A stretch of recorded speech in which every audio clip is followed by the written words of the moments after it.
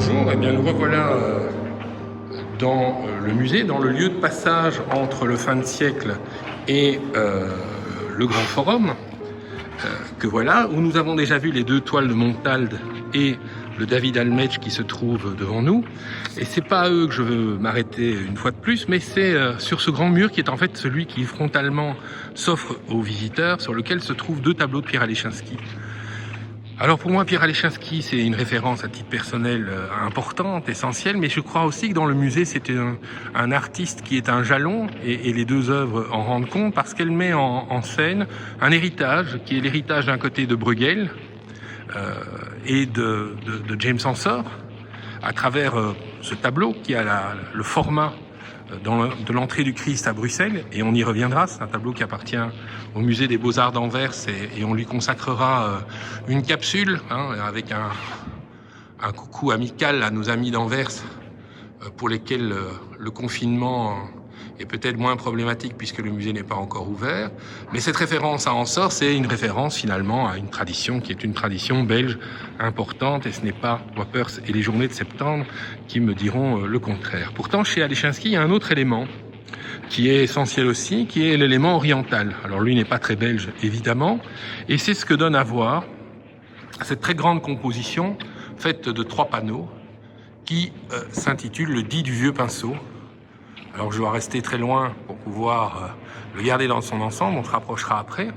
Et c'est un tableau qui est caractéristique finalement du travail tel qu'il a évolué chez Pierre Alechinsky. Par rapport à celui qu'on a croisé à l'instant, il s'est défait de la tradition de la peinture à l'huile, il a abordé d'abord l'acrylique et puis le métier de graveur, a rejoint la découverte de la calligraphie japonaise en 1955 lors d'un voyage qu'il fait avec Miki au Japon. Alors Alechinsky est allé au Japon parce que la Chine n'était pas accessible, mais c'est finalement une même tradition qui est le dit du pinceau, le dit du vieux pinceau, c'est-à-dire cette sorte de volonté que l'on pourrait essayer de sentir à l'intérieur du travail même graphique du noir sur blanc. Et c'est un élément qui est un élément essentiel dans l'œuvre d'Alechinsky et qui donne ce travail, qui est un travail fait de vignettes. Alors ces vignettes évidemment renvoient à l'œuvre importante qu'il a exécutée en 1965, Central Park, qui va vous faire, qui est constitué par une sorte de traitement pictural d'une vue aérienne de Central Park, et qui va ensuite se démultiplier grâce à la présence de marges. Il y aura aussi des variations avec des prédelles, qui permet de démultiplier l'image et de lui donner un mode de fonctionnement qui est un mode de fonctionnement particulier. Et évidemment, dans ce traitement qui est fait sur papier, le papier est ensuite marouflé sur toile. Alechinsky, qui dit toujours qu'il avait raté le marouflage de Central Park, est devenu un expert en la matière. Et vous voyez que dans le dit du vieux pinceau, qui est composé de 3 panneaux et qui date de 1984, eh bien, on voit la maîtrise et l'assurance avec laquelle le geste vient tracer sa voix et sa voix d'encre. La voix d'encre qui est aussi une voix de la plénitude du noir. L'image ne lui rend pas justice à cause des reflets, mais ce noir est un noir dense, est un noir plein, qui tire aussi parti des moments de respiration. On le sent très bien ici, le moment où l'air, c'est-à-dire l'encre, est contenu dans le pinceau et où il traverse l'espace, et à des moments où il s'épuise. Vous en avez un exemple ici. Ça donne une dimension évidemment très musicale à la représentation. Et ça forme un récit sans qu'il y ait forcément nécessité d'y avoir une histoire.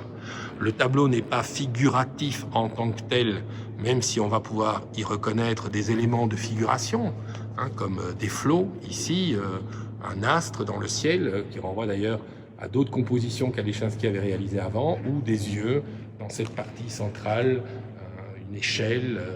Vous pouvez y retrouver des éléments qui sont des éléments de figuration. Mais abstraction faite, pour reprendre le titre d'un des textes de Pierre Alechinsky, ce n'est pas là que se situe l'important. L'important est dans la manière dont le geste incarne une présence, cette présence fait récit, et ce récit tire parti d'une tradition qui est cette tradition du calligraphe. Alors, pour avoir travaillé avec lui, Pierre déteste cette tentation qui est assez répandue chez l'historien d'art de vouloir définir son œuvre comme une œuvre calligraphique.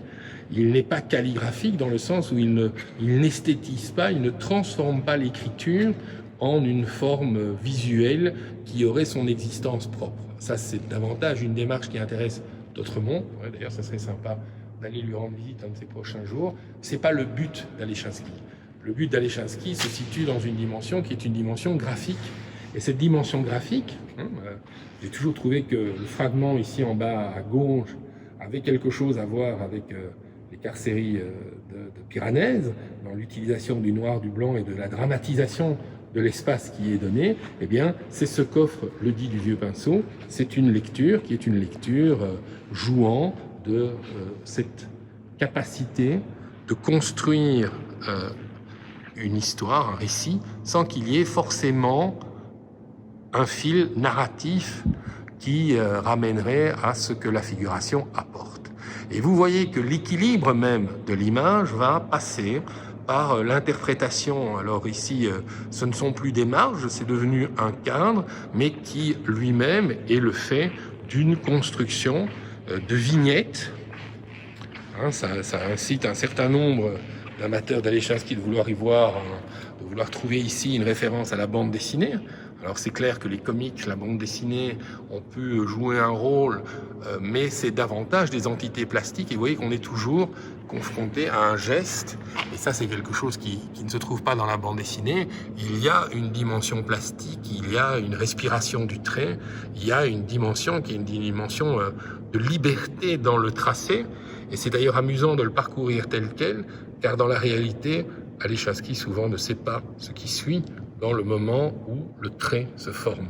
Et ces bandeaux, qui sont des bandeaux continus, que l'artiste va ensuite maroufler sur la toile pour fixer la composition, eh bien, créer ce dialogue du noir et blanc et de la couleur, de ce qu'on pourrait appeler la dimension d'image et la dimension de calligraphie, même s'il n'y a pas d'écriture dans la peinture d'Alechinsky. Et le dit du vieux pinceau est l'expression monumentale de cette sorte de tradition qu'il est allé puiser en Orient, tel un barbare en Orient, et qu'il a ramené dans une forme de peinture qui est l'héritage d'une tradition qui est le peintre écrit et l'écrivain peint, c'est-à-dire la conjonction de Yorn et de Dautremont, les deux références amicales de l'œuvre d'Alechinsky. C'est un très beau tableau qui forme, je dirais, un panneau d'accueil pour le visiteur, montrant que toute une tradition aussi se résume ici, car il y a l'humour, il y a la fantaisie, il y a la liberté d'invention, qui est une des caractéristiques, je pense, de l'art de nos pays.